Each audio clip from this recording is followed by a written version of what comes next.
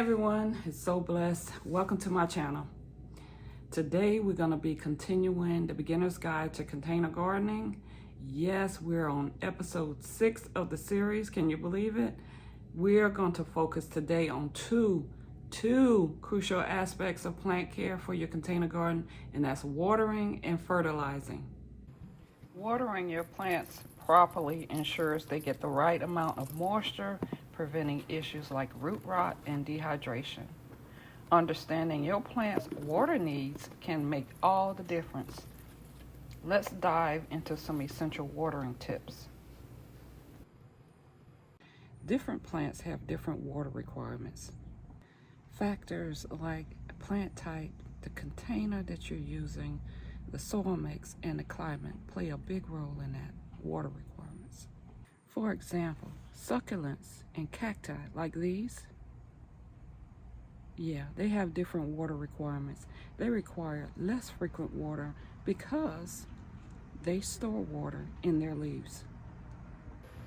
But vegetable plants like tomatoes need consistent moisture in order to produce healthy fruit. Believe it or not, one of the best practices for watering is to just stick your finger down in there about an inch of the way to see if it feels dry. If it feels dry, it needs water. This one has moisture. We don't need to water that one. Another best practice is to water your plants thoroughly until you see the water coming out of the drainage holes. This ensures that the entire root system gets moisture. Now, typically you will have something underneath here to catch that water, but I want to demonstrate how the water comes out of the drainage holes. So you might ask, when is the best time to water your plants? Well, the best time is in the morning before the heat of the day. That gives the plants time enough to absorb the water before it feels the stresses of the midday sun. So also, if you're not experiencing something like a heat wave or a drought, then in normal everyday practices, morning is the best time. But if you're experiencing something like a drought or a heat wave, you may have to water more than once a day, and I would do that in the morning hours and in the evening hours. But be careful watering in the evening hours, as temperatures would drop normally, and that could cause some disease like fungus. So if you don't have a situation where you're experiencing very high heat temperatures, then evening hours may not be the best. The morning hours would be better for you to water your plants. And try to remember to water at the base of the plant, because wet foliage also is what can contribute to that fungus. It might be better for you if you don't have the experience of watering. Just maybe even in the beginning, you don't have to do this, but I would start out doing this. Use a watering can that has a long spout on it. That will help you with targeting watering at the base of your plant so that you're not wetting the foliage as much, because you definitely don't want to get those leaves wet and let them sit overnight, because here comes the fungus. One other important essential that you need for container garden, as well as you're doing raised beds or in-ground gardening, but fertilizer. Fertilizer is very important, and it's more important in container gardens that you fertilize more frequently, and we will tell you why in just a second. But what fertilizer does is it puts nutritional value into your soil that may be missing from your soil. So you have to be very careful which type of fertilizer you're using for the particular plant that you're using, and for the condition of the soil that you have inside the container. You see, when you're growing in containers and you're frequently watering, some of that nutrition and the fertilizer that you previously applied is going to be washed away. As you can see, the water's coming out of the drainage holes. And if you are careful with the conditioning of your soil, you can probably maintain a lot of that moisture, but again, a lot of it's going to be draining out of the holes. If you put something underneath it, you can capture some of that and allow your plant to continue to use from your previous watering. That sounds a lot more complicated than it is, right? So you can put a saucer, you can put a bowl, you can put whatever fits underneath there to catch some of that water. So you're not watering as frequently. And if you're not watering as frequently, you're not applying fertilizer, because remember, you're fertilizing just to replenish the nutritional value of the soil. If you're careful with the condition of your soil, make sure it's not too compacted where the water is sitting on top. Make sure that it's not too loose, that the water is just flowing out of it. That will also help retain some of the water and some of the nutritional value inside the container that the plant can use. So when I say nutritional value, do you guys know what I'm talking about? Do you know what we're looking to put inside the soil when we fertilize?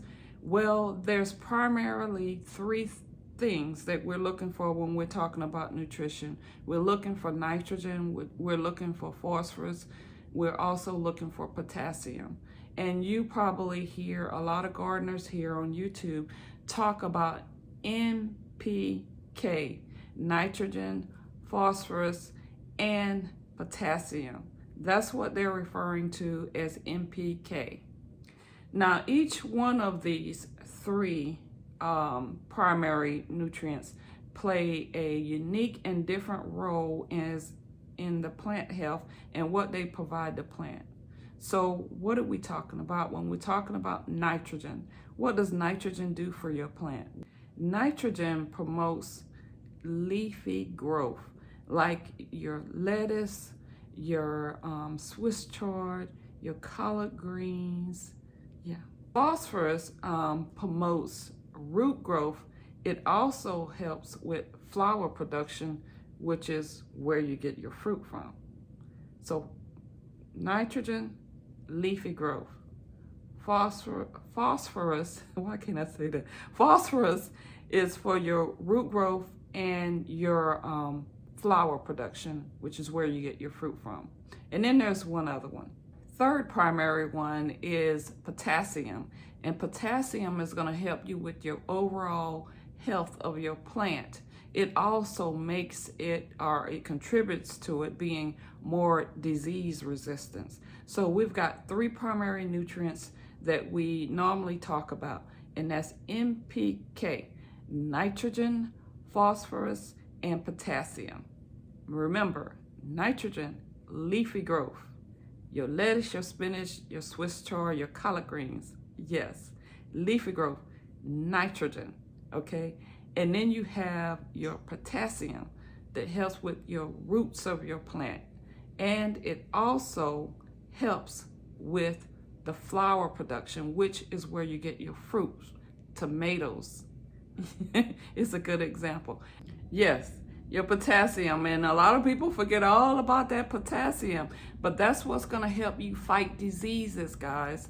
So when you're putting on like your fish fertilizer, remember that's heavy in nitrogen, but you also need to add some other supplements, because the NPK on some of the more popular fish fertilizers is 5-1-1.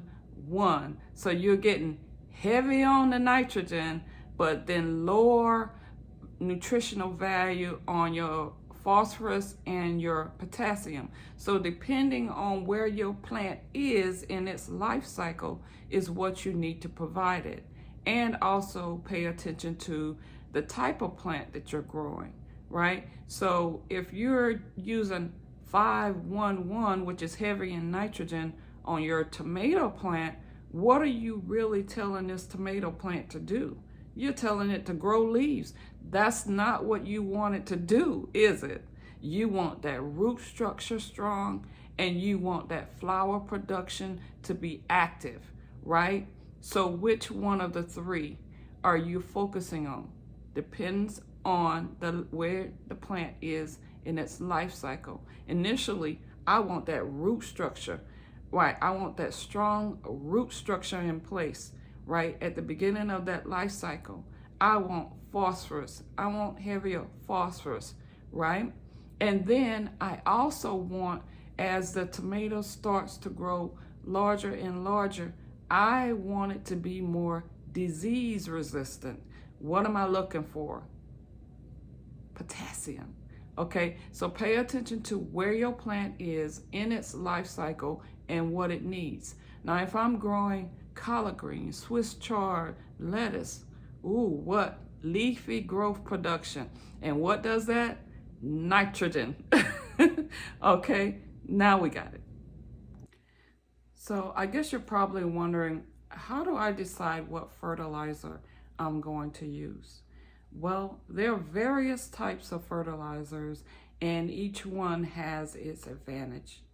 So we could start with liquid fertilizer. Why would you use a liquid fertilizer? Well, liquid fertilizers are very fast-acting fertilizers. They're easy to apply, and they give your plant a quick boost of nutrients.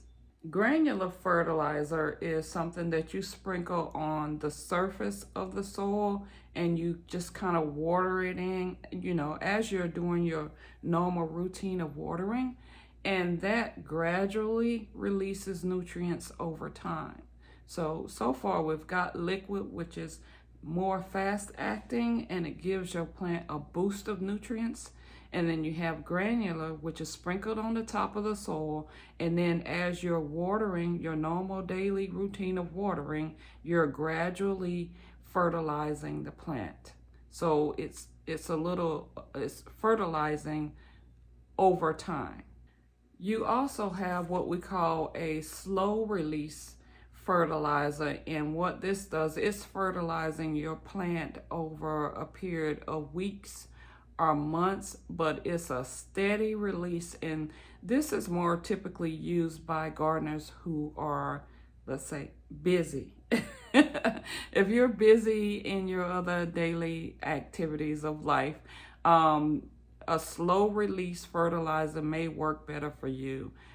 It's steady, being providing nutrients to your plant. And it's doing it over a longer period of time. If you're a beginner gardener, some of that may not have been as clear as I intended it to be. So let's go a little bit deeper, and in terms of liquid, granular, and the slow release. And what does that mean to you when you're fertilizing? You're probably saying, well, how often do I need to do this? Okay, so I got you. Let's go for that. Okay, so for the liquid fertilizer, we typically will reapply that about every 2 to 4 weeks. Okay, I like to remember that by saying every payday, because I get paid every 2 weeks. So I remember on or around my payday is when I'm going to reapply liquid fertilizer. I say every 2 to 4 weeks for liquid fertilizer, but for this one, for the granular, and for the slow release, you always want to read the instructions on the fertilizer to ensure that you are following those closely or close enough. Okay, it doesn't have to be an exact science, but you don't want to over fertilize your plants, because that can cause some damage too. We'll cover that in another episode. Okay, but for general purposes, a general understanding, liquid fertilizer is typically applied every 2 to 4 weeks. Now, for the granular fertilizer, that can be reapplied typically every 4 to 6 weeks. And with the slow release, oh, you got some time, honey. You got some time on that one. That one is typically every 2 to 3 months. Okay, but again, check the instructions on the fertilizer that you're using, and make sure you're reapplying and applying according to the type of plant that you have that's recommended in the instructions. The fertilizer instructions should be helpful. Okay, so that's it for today's episode on watering and fertilizing your container gardening. In the next episode, we're going to be talking about pest management strategies and how to keep your plants healthy and thriving. Make sure you subscribe and hit that notification bell so that you don't miss out. As usual, leave your comments and your questions below and let me know which watering or fertilizing tip that you heard here today was your favorite. Leave it in the comments section. Thanks for watching and happy gardening. I'm going to see you in the next episode. Bye.